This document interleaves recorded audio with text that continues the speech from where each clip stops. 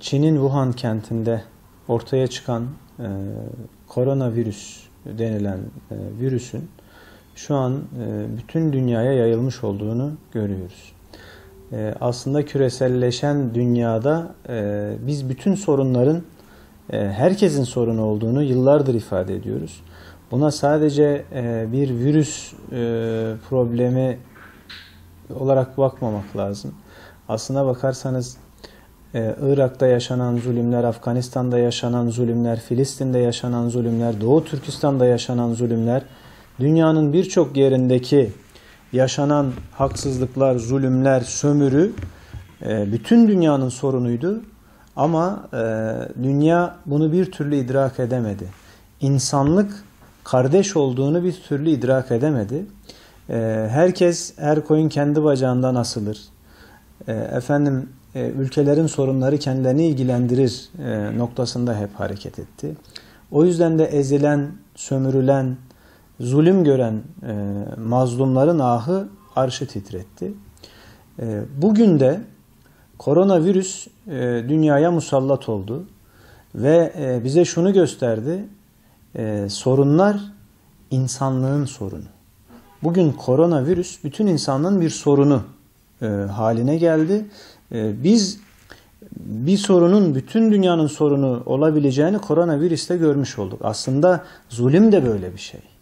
Yani Filistin'de kolu kanadı kırılan bir çocuk bütün dünyanın problemi olması gerekiyor. Çünkü orada bir insanlık suçu işleniyor. Bir insan katlediliyor. Yani koronavirüsle ölenler insan da Esed'in öldürdükleri insan değil mi? Şimdi yani siz bombalarla insan öldürünce bir şey olmuyor da koronavirüsle ölünce kıyamet mi kopuyor? Yani bütün bunlar bütün dünyanın sorunu. Konuyla alakasız belki ama ben bunu ifade etmek istedim öncelikle. Konumuza dönmemiz gerekirse de yani bütün dünyayı kasıp kavuran bir tehlikeyle karşı karşıyayız. Bu virüs hadisesi ülkemize de gelmiş durumda şu anda. Vakalar var. İşte karantinada olanlar var. Testi devam eden insanlar var. Muhtemelen artacak bu. Biz şunu görüyoruz. Bulunduğum noktadan görünen şu: Türkiye olarak buna hazırlıklı olduğumuzu ben görüyorum.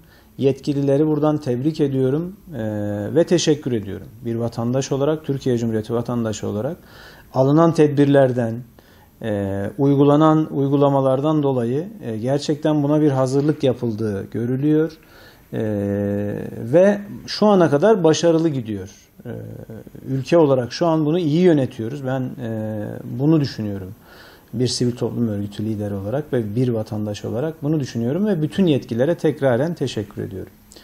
Şimdi geldiğimiz noktada bu virüsün özellikle yayılmaması için okullar tatil edildi ve sizin ifade ettiğiniz noktada bir takım tedbirler alındı. Uzaktan eğitime geçilecek. Bu tatil belki devam edecek. Bilmiyoruz şu anda. Yani ilerleyen süreçte ne tür tedbirler alınacak, yetkililer ne tür tedbirler uygun görecekler onu bilemiyoruz ama geldiğimiz noktada uzaktan eğitime geçileceği bakanlık tarafından ifade edildi. Şimdi burada ben şunu söylemek istiyorum.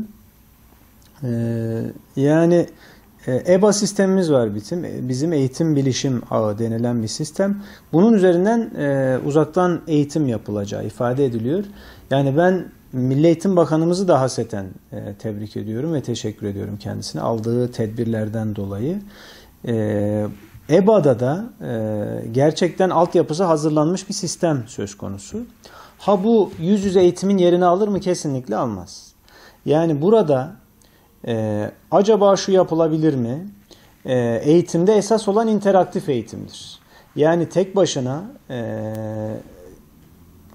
çocuğun oturup video izlemesi değil ya da televizyon izler gibi ders izlemesi değil, interaktif bir eğitime dönüştürülebilirse bu sistem çok daha faydalı olur kanaatindeyim ben. İşte 15-20 kişilik öğrenci grupları oturup kameranın karşılarında öğretmen oturup interaktif şekilde anlatıp onlar sorular sorup cevaplar alabileceği bir sistem geliştirilebilirse en güzeli bu olur. Ki ileriye dönük bu sistemin mutlaka geliştirilmesi gerekiyor. Yani uzaktan eğitim öbür türlü sadece oturup televizyon izleyerek, video izleyerek, ders videosu izleyerek gerçekleşmeye kalkarsa çok faydalı olacağını düşünmüyorum. Hiç yoktan elbette iyi ama bunun interaktif bir eğitim sistemine dönüştürülmesi için çalışmalar yapılırsa daha faydalı olur kanaatindeyim. Mevcut durumda da şu an en büyük sorumluluk ailelere düşüyor. Çünkü evde çocuğunun bu videoları izleyip izlemediğinin takibini yapacak olan aile. Dolayısıyla ben buradan velilerimize seslenmek istiyorum, onları uyarmak istiyorum. Şu anda tatil değil, çocuklarımızın eğitiminin bir şekilde devam etmesi gerekiyor. Yani tatil moduna girip de çocukları zaten bir defa çarşı pazarda dolaştırmamak lazım. Çocuklar şu an evde kalması gerekiyor. Büyükler de evde kalması gerekiyor mümkün mertebe. Yani bunun yayılmaması için koronavirüs denen virüsün insanlarımız üzerinde etkili olmaması için şu anda sokağa mümkün mertebe çıkılmaması gerekiyor. Çocukların da dolayısıyla bir tatil modunda olmayıp ders ve okulun devam ediyor gibi evde çalışması gerekiyor. Ailelerin, velilerin de çocukları takip etmesi gerekiyor. Çalışıyor mu, çalışmıyor mu, konu tekrarı yapıyor mu?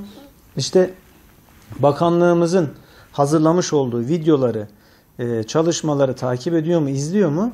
Bunun takibini yapıp gerekli çalışmalara velilerimizin de mutlaka destek olması gerekiyor. 3 GB internetin çok yeterli olacağını düşünmüyorum. Bunun sadece EBA üzerinde, EBA bağlamında kullanılacak olması olumlu. Çünkü çocuğa bırakırsanız bu 3 GB interneti oyunla zaten 3 saatte bitirir. Dolayısıyla EBA'da kullanılacak 3 GB iyi ama yetmeyecektir mutlaka. Bu arada bakanlığın şunu da düşünmesi gerekiyor. Yetkililerin mutlaka bunu göz önünde bulundurması gerekiyor. Fırsat eşitliği anlamında. Evinde şu an internet olmayan, hatta interneti bir kenara bırakın, bilgisayar olmayan, akıllı telefon hiç hayatında görmemiş olan aileler var, çocuklarımız var. Yani bunların durumunu da mutlaka göz önünde bulundurup bu çocuklara şu anda tablet mi dağıtılır, internet mi dağıtılır? Yani ne yapılması gerekiyorsa bu dezavantajlı bölgelerdeki çocuklara ulaşıp fırsat eşitliğinin mutlaka sağlanması gerekiyor. Sınavların iptaliyle alakalı bakanlık zaten hassasiyet gösteriyor. Bir takım sınavlar iptal ediliyor. O zamanı geldiğinde ben bu yönde de bakanlığın hassasiyet göstereceğine inanıyorum. O önemli bir takım sınavların iptal edileceğini de şimdiden ben düşünüyorum açıkçası.